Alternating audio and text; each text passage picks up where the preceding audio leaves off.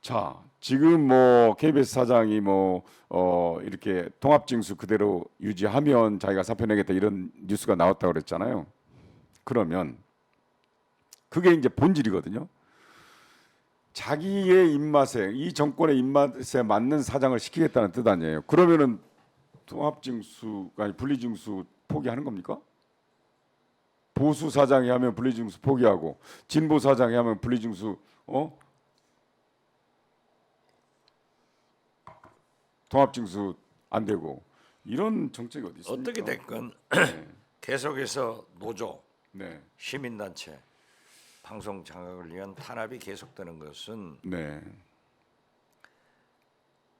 윤석열 대통령이 성공할 수 없는 길로 가고 있다. 네네. 그리고 민주당이 네네. 이러한 문제에 대해서 진짜 우통 벗고 아, 투쟁을 해야 되는데 이걸 간과하고 있는 것은 참 야당 역할도 못하지만은 대통령 역할도 저렇게 해서는 안 된다라고 말할 수밖에 없어요.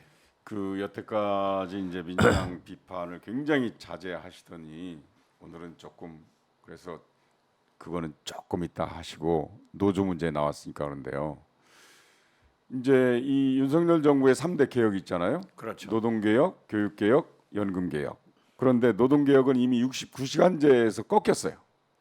한번 근무시간 뭐 유연화를 그렇죠. 하려다가 꺾였는데 노조 때려가지고 지지율 한번 올리니까 계속 때리는 거예요. 급기야는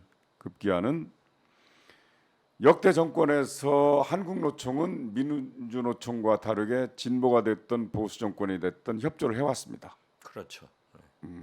박근혜 정부 이후 7년 몇 개월 만에 처음으로 한국노총이 경사노에 참여하지 않겠다 선언을 해버리고 이제는 윤석열 정부 퇴진 운동에 나서겠다 이렇게 선언을 해버렸어요.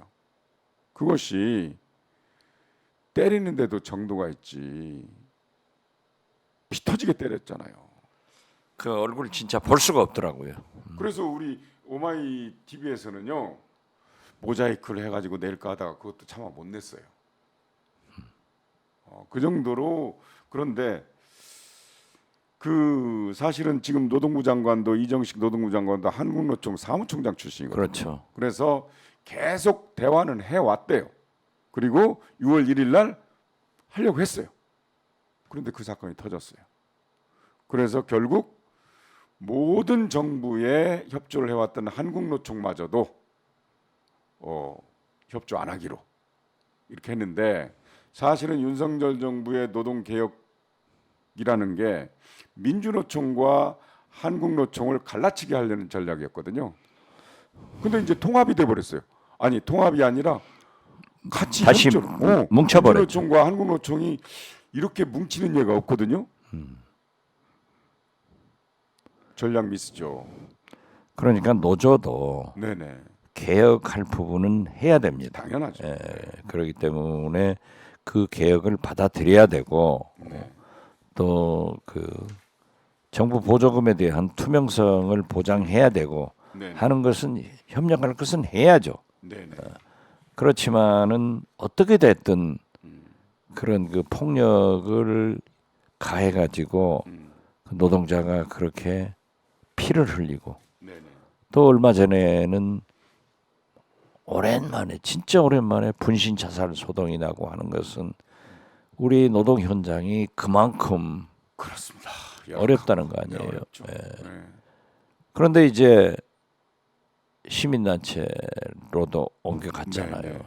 정부 보조금을 감사를 해보니까 뭐 314억인가 뭐 312억인가가 잘못 집행됐다. 근데 그 시민단체 아니에요. 글쎄요. 그렇게 정부가 지원하는 단체입니다. 글쎄요. 그런다고 네네. 그렇게 발표를 하면서 네. 5천억을 깎아버리더라고요. 그러니까 대개 이제 약자를 위한 지원 단체거든요. 네. 네, 약자를 위한 지원 단체인데 현금 지원을 막겠다 이런 뜻이겠죠. 그런데 그거는 시민단체 쪽에서는 그 시민단체 아니다. 시민단체의 성격을 띠고 있는 지원받는 단체였어요.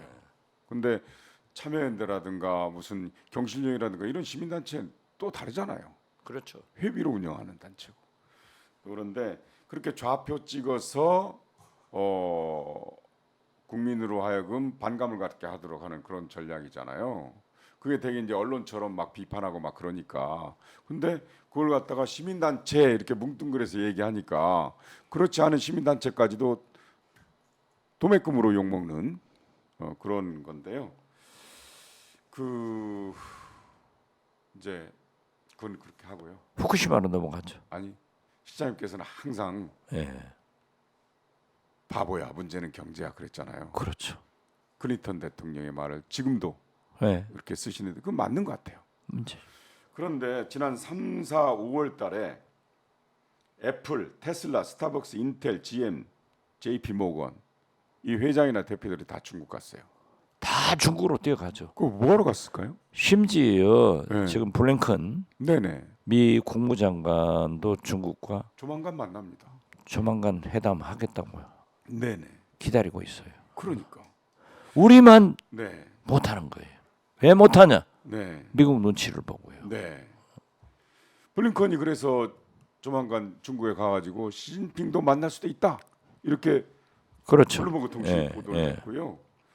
언젠가는 바이든이 또 지난번에 그러기도 했어요. G7 회담에 정상회의에서 조만간 해빙될 것이라고 이미 예고를 했습니다. 예. 그러다 보니까 CIA 국장도 중국 방문하죠.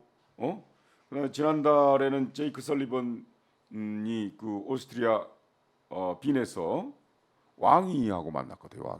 왕이가 중국 최고의 예. 그 저기 외교 책임자죠. 책임자잖아요. 그걸 만났어요. 그렇다면 이른바 미국과 유럽이 그 이른바 디리스크 위험을 관리하면서 실리적으로 접근하는 실용적으로 접근하는 외교를 보이고 있는데 우리 외교에서는 중국을 배제한다. 그래가지고 만약에 끊떨어지면 어떡하죠? 그렇기 때문에 지금 현재 1월부터 1월부터 5월까지 이제 6월까지도 계속되죠. 네네. 막대한 무역 적자가 계속되고 네네. 있고 그 중에 네네. 항상 흑자를 내던 대중 무역 적자가 증가되고 있는 거예요. 심지어 중국에서는 삼성 제품 사지 마라. 네네. 이러한 것들이 있어가지고 지난 1분기 1, 2, 3월간에 삼성 제품이 중국에서 팔린 게 46%가 감소됐어요. 네네. 갤럭시 핸드폰은 하나도 못 팔았다는 거 아니에요. 글쎄요. 그래서 우리가 중국도 러시아도 지금 거듭 말씀드리지만은 현대자동차가 나오려고 했는데 일본, 프랑스, 르노 뭐 다 나가게 했는데 우리 현대자동차만 매각을 허가하지 않았어요. 글쎄요. 네. 이게 지금 뭐냐? 경제는 네네. 외교로 풀어야 됩니다. 거듭 말씀드리지만 김대중 대통령께서는 우리나라가 지정학적으로 세계에서 인구가 제일 많고 돈이 제일 많은 미국, 일본, 중국, 러시아 중간에 자리 잡고 있다. 그렇죠. 그렇기 때문에 외교만 잘하면은 평화도 있고 돈도 벌 수 있다. 주변에서 다 돈을 그렇죠. 벌 수가 있다는 거죠. 그런데 세계의 가장 큰 시장인 중국에서 우리가 적자 행진이 계속되면은 왜 그러냐? 이것은 윤석열 대통령이 미국과 일본의 편중 외교를 하고 있는 거예요. 네네. 균형 외교가 돼야 된단 말이에요. 네네. 거듭 말씀드리지만은 우리나라는 도랑이든 소기 때문에 네네. 미국 풀도 먹어야 되고 중국 풀도 먹어야 되는 거예요. 이걸 중국을 막아버리니까 우리는 투자도 다 못하고 있는 거예요. 이렇게 됐을 때 우리 경제가 어떻게 되냐? 네네. 그래서 저는 일찍부터 국익을 위해서 우리 민생 경제를 위해서 이재명 대표가 중국과 러시아를 접촉을 하고 방문도 해서 국익 외교를 담당하는 것이 역할 분담으로 윤석열 대통령은 미국, 일본 한다 하면은 야당은 중국과 러시아를 해서 국익을 위해서 우리 경제를 위해서 같이 뛰자 했는데 제가 최근에 들은 바에 의하면은 이재명 대표가 중국 외교관을 곧 만난다. 아 오늘 싱하이밍 주한 중국 대사가 이재명 대표를 면담을 합니다. 예. 저 중국 대사의 요청으로. 저도 싱하이밍 대사하고 약 한 달 전에 저녁 식사를 하면서 여러 가지 의견을 나눴어요. 그렇기 때문에 저는 그 민주당이 그 역할을 해주면은 우리 기업들이 좋아하는 거예요. 네. 그럼 자, 지난번에 작년인가 금년 초에 그 중국에서 다보스 포럼 같은 그 포럼이 있어요. 네네. 거기에 아무도 못 갔는데 삼성 이재용 회장이 가더라고요. 그 미국에서는 애플의 팀 쿡 CEO가 또 가더라고요.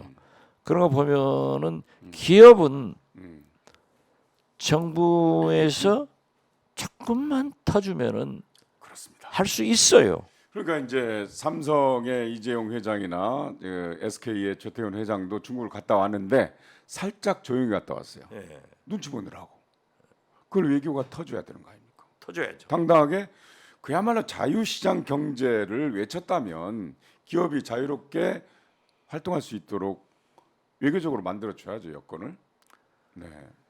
이게 참 큰일이에요. 앞으로 기술 문제 또 미국에서 압력을 하면 우리는 한미 동맹 기술 여러 가지 문제가 있기 때문에 안 들을 수도 없고 듣자니 중국 시장을 버리고 자기들은 또 팔잖아요. 제일 큰 시장인데. 제일 미국은 팔잖아요. 그리고 이제 외교 어차피 여기가 나왔으니까 근데 지금 미국 일국 체제가 아니잖아요. 그렇죠. 차라리 네. 과거처럼 미국이 그냥 완전한 네. 세계의 경찰 국가로서 딱 장악하고 있다면은 네. 그것도 별 문제예요.